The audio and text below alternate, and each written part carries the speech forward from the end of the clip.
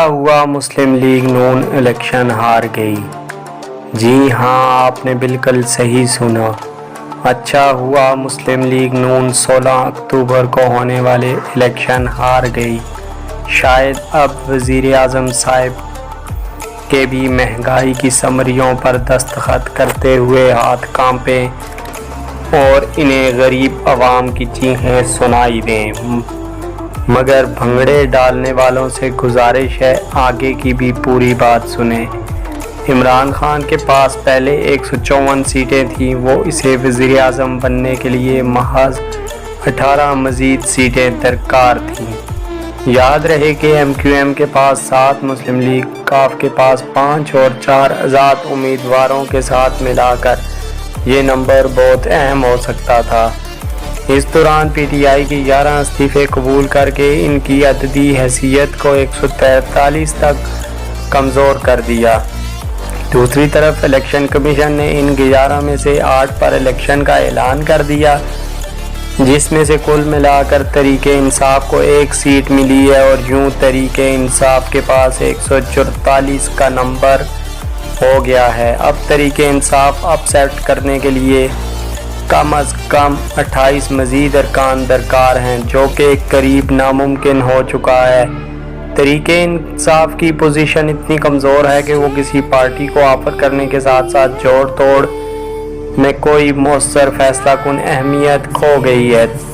دوسری طرف P D M اتحاد نے الیکشن ہار کر شکست قبول کر کے الیکشن کو مستند منوا لیا ہے۔ اب اس مستند الیکشن کا مطلب ہے کہ الیکشن کمیشن درست ہے اور جنرل الیکشن میں بھی اس کارڈ کو استعمال کیا جا سکتا ہے، جبکہ پی ٹی آئی اس عمل میں فیصلہ کن اہمیت کھو بیٹھی ہے۔ پی ڈی ایم اتحاد مسلسل اپنے اہداف کے تحقق میں سرگرم عمل ہے۔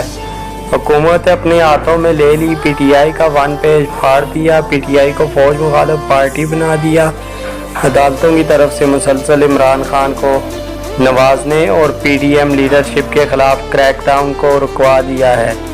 جلا وطن سیاسی لیڈروں کو واپس بلایا، چیف آف آرمی سٹاف کی تقرری کو اپنے ہاتھ میں لیا، سپریم کورٹ میں من پسند ججوں کی تعیناتی رکوا دی، قاضی باعث عیسیٰ کو محفوظ کر لیا، نیب کو قابو کر لیا، چیئرمین نیب کی تقرری کر دی، الیکشن اصلاحات میں عمران خان کی جگاڑ کو روک دیا۔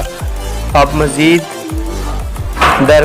جو نئے اہداف سامنے ہیں: فائز عیسیٰ کی تقرری، الیکشن اصلاحات، وزارت اعلیٰ پنجاب، وزارت اعلیٰ خیبر پختونخوا میں دخل اندازی، بجٹ 2023 پیش کرنا، جنرل الیکشن کا وقت پر ہونا، سینٹ الیکشن مارچ 2024 میں عمران خان کو کنارے لگانا۔